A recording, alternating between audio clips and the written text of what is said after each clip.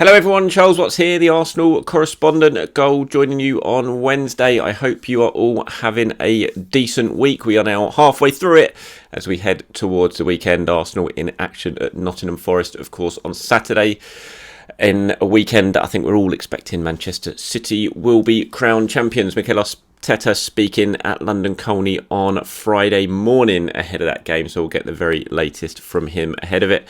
Been a difficult week, I imagine, at the training ground in terms of what the players have been feeling, what the coaching staff have been feeling. I imagine the mood has been pretty down, but Arteta's job is to pick everyone up again and to go again because there's 6 points on offer.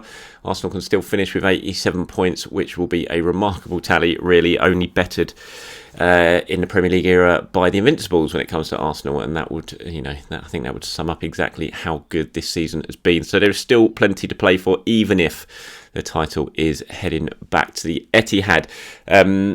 Talk about a few things in today's video. Obviously, Granit Xhaka's all over the headlines again with this seemingly imminent move to Bayer Leverkusen on the cards. We'll talk about that and potentially why that is happening and what the knock-on effect could be in terms of Arsenal's transfer plans for midfield this summer.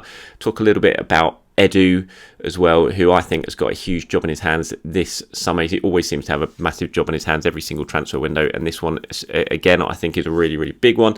So we'll talk about that and a little bit about Folarin Balogun as well, who I'm sure you've seen has made his decision over his international allegiance and is going to be the new poster boy for the United States ahead of the World Cup. So plenty to talk about. Let's start with Granit Xhaka then and this move to Leverkusen, which isn't done yet, but seems to be heading in that direction. Arsenal and Leverkusen talking about a potential move for Granit Xhaka at the end of the season.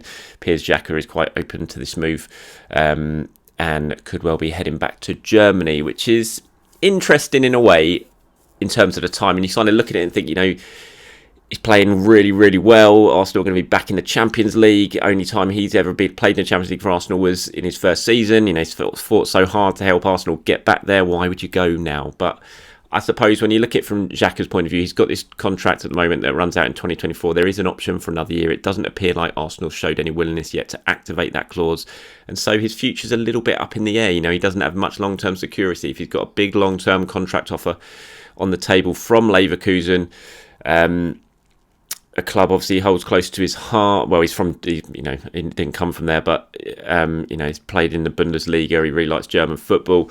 If his family want to go back to Germany, I can understand why he wants to do that. Xabi Alonso's a manager there, a very impressive young coach as well. And so I can see why Granit would want to do it, while it's potentially an appealing option, even if on paper you look at it and think, why would he go now just as Arsenal in the Champions League?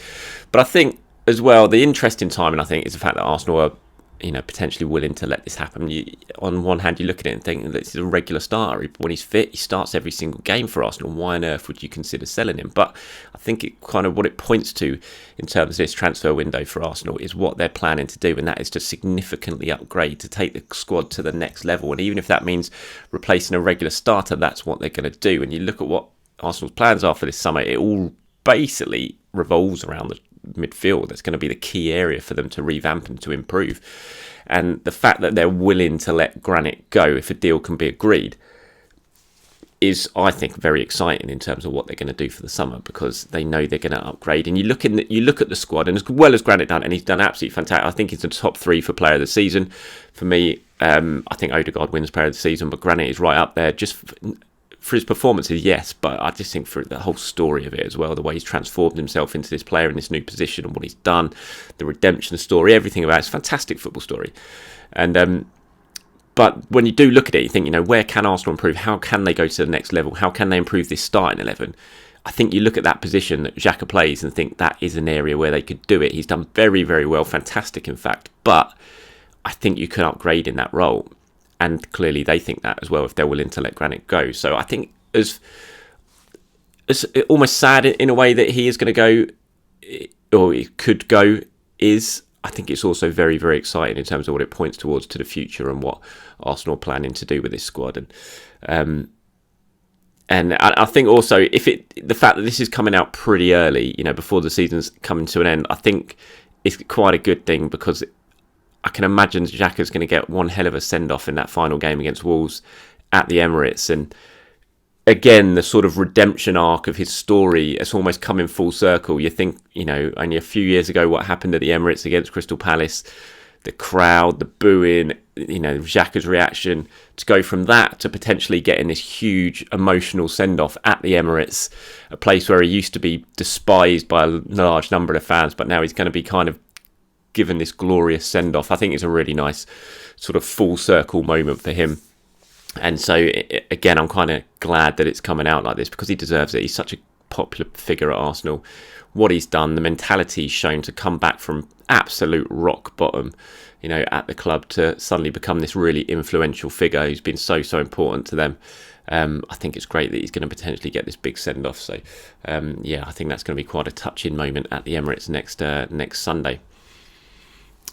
When you sort of look at why Arsenal are letting him go, or potentially going to let him go if a deal can be agreed with Leverkusen, it is for the players they're going to be bringing in. And I look at that number 8 role, and Declan Rice is a really interesting one. Obviously Arsenal really want Declan Rice. There's rumours at the moment that Bayern Munich are coming in for him. So, it's not going to be easy for Arsenal to get Declan Rice. They're going to have to absolutely smash their transfer record. They're going to have to beat off really strong opposition to get him. But if they can get him, I think a lot of people are looking at Declan Rice and thinking, he's going to play in the Thomas Partey role. But and I haven't seen loads of Declan Rice. I don't watch West Ham week in, week out, but I know people who do. And when I speak to them about Declan Rice, they see him in that Granit Xhaka role, more of a box-to-box. They don't see him as that complete out-and-out holding midfielder. They think he's absolutely got what it takes to do the box-to-box thing. He can add more goals to his game. They think, he's got a really he's a lot faster than a lot of people think he is. He reads the game absolutely brilliantly, just like Granit Xhaka does. He's younger, obviously a lot younger than Granit Xhaka, and I think you look at that and it's just it is an upgrade, and I think it'd be such an exciting. I've said it before. I think if Arsenal signed Declan Rice, it's the biggest signing they've made since Sol Campbell in terms of ambition, in terms of the competition they'll have to beat off to get him, in terms of showing where the club is. Because just a couple of years ago, they wouldn't even have been in the conversation to be able to sign a Declan Rice, and now suddenly they are. And I think it'd be such a significant signing on so many levels if Arsenal could sign him, and I think it upgrades the team. I really do. As good as Granit Xhaka is, as great as he's been, I think Declan Rice is an upgrade. And I think what he does, he'll also sort of, Xhaka leaving will leave this big vacuum in terms of leadership in the change room, because he's such a massive figure. He's so important. He drives things on. But if you're replacing him with Declan Rice, who's this incredible leader as well, I think that immediately sort of counteracts that as well. So I think it'd be a really brilliant signing on so many levels. I'd love to see it happen, but we'll have to wait and see if it does. So Edu is going to play a large part of this. All these decisions now, the Granit Xhaka decision, the negotiations with Leverkusen, potential negotiations with West Ham once they do start. Edu's going to have such a massive summer. Every year we look at Edu and say this window is so huge for him. He's got to prove himself. He's got to do this. He's got to do that. But this summer especially, this has got the possibility of being a truly unprecedented. I remember Arteta a few years ago said that. So I think it was the summer that Ben White and everyone signed. That summer he said it was going to be unprecedented. But I look at this one, I think it's truly going to be unprecedented at Arsenal. If they can sign the players they're looking to sign, they'll have to spend a huge amount of money. Again, unprecedented, really, I can imagine on Arsenal levels. Just if you want to sign Caicedo and Rice, you're going to have to spend, near enough £200 million to get the pair of them. I don't know if they will or not, but if they try, and that's the sort of money they're going to spend. And on top of that, you've also got to try and sign a full-back, a centre-back, a right-sided player. It's huge money. And then get loads of players out as well to bring a lot of that money back in, including, Xhaka, Tierney, potentially Smith Rowe, Balogun, those sort of players. And Lukonga, Tavares, so many that you can look at. Patino, all these players who are going to go, and you sort of think, Edu, you've got one. You're not going to sleep for 3 months. He's going to be so busy. Of course, it's not just Edu. Richard Garlett's going to play a key role in that, and other people as well. But it's going to be a big summer for Edu, and a lot of people are going to be looking at how he does. A lot of people are going to be looking at how much money he can bring in, because that's something that has been very much questioned when it comes to him and being able to strike these deals to get players off the books. And I think a lot of focus is going to be on him doing that. So I think it's a highly pressurised summer for Edu. This is going to be really interesting to see how he handles the situation and how successful he is in terms of the business that he does. On how much money Arsenal could bring, I think that's a really interesting point. What sort of money are we expecting for some of these players? You know, if Arsenal do sell Kieran Tierney to Newcastle, for example, if that gets done, which I think it probably will, I'd be surprised. I mean, maybe not Newcastle. I think they're certainly favourites, but other clubs will be in the mix for Kieran Tierney as well. You know, how much do you get for Kieran Tierney? Arsenal signed him. I think they signed him for about 27 million. That's just off the top of my head. I'm trying to remember 25, 27 million. You know, he signed a new contract not so long ago. He's still young, top quality player. How much do you get for Kieran Tierney in today's market? I mean, for me, really looking at it, I know he's not a first team regular, but 35 million, 40 million for Kieran Tierney, is that over egging it a little bit? I don't really think it is in today's market. And you see how much players are going for. You know, he's an experienced Premier League player now. He's not old. He's got a long-term contract. He's an international player. He's going to improve any team he goes to. I think Arsenal can realistically ask for 35, 40 million for Kieran Tierney, but we'll have to wait and see if that's the case. Folarin Balogun, again, 30, 40 million. When you look at how much young English players are going for, the season that he's had, the amount of interest is going to be on him, 40 million. Smith Rowe, if Arsenal do agree to sell Smith Rowe, which we'll have to wait and see, talks will happen about that at some point in the summer. You know, again, 30 million for Smith Rowe, 40 million pounds for Smith Rowe. When you sort of compare him to other young English players, you know, Arsenal got the opportunity for the first time in a long time to really bring in some significant funds. You know, I think the fact that they're doing well now and they're successful helps, because when you're doing badly and you're desperately trying to reshape the squad, everyone knows that. Every club who's trying to buy players knows that, and they're like, oh well, you're in trouble. You need money. We're just going to give you this 2 million, 5 million, you know, these rubbish bids. And in the end, Arsenal are just like, oh, you know what, at the end of the window, let's just take it. Let's get them off the book, get the money and go. But now they're doing well. Now they're right at the top of the table. They're not in that situation anymore. And they're in that position where they can demand what they want almost for these players. So they're in a strong bargaining position for the first time in a long time. And I think that sort of adds into the pressure almost that Edus is under, that he needs to show this summer that he can negotiate very, very good deals for the club, because for the first time in a while they're in a position to be able to do that. Young players, you know, not aging, not on huge money, but young quality, some of them homegrown players who are wanted by a lot of clubs. You know, that is a very strong position. Edu needs to take advantage of that and bring in as much money as he possibly can. So it's a really big summer for him, I think, and one that's going to be pretty eye-opening at the end of it. So one of those players we talked about there, Folarin Balogun, made a massive decision. It's one I think we were all kind of expecting, given the way it was heading.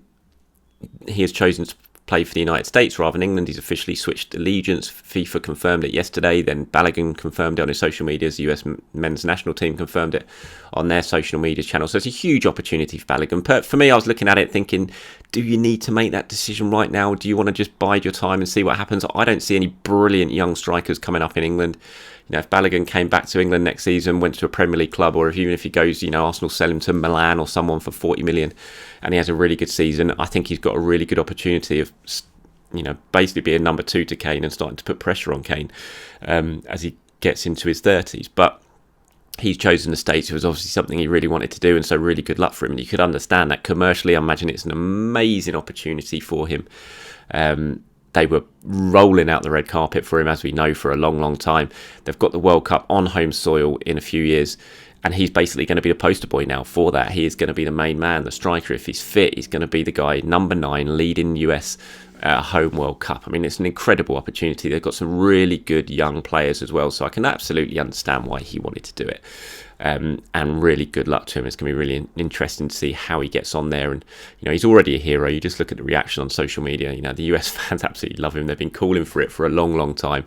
And it's just another big moment in a very exciting young career for Balogun. He's got the world at his feet right now. He's going into a summer where potentially he's going to be on the move for big money. A lot of clubs after him, and he's managed to sort of secure his international future now. He can sort of park that to one side and really focus on what's going to happen in terms of club football, and a really busy big summer awaits for him and for Arsenal as everyone tries to sort out what the next step is for Balogun. I do think he'll probably end up going, but we shall wait and see. Alright, that's it from me, everyone. Thank you very much for watching. As always, anything I've said that you've agreed with, disagreed with, anything you want to say about Arsenal, please do, as always, hit me up in the comments below. Thank you very much for watching. Have a very good day, everyone. I'll speak to you soon.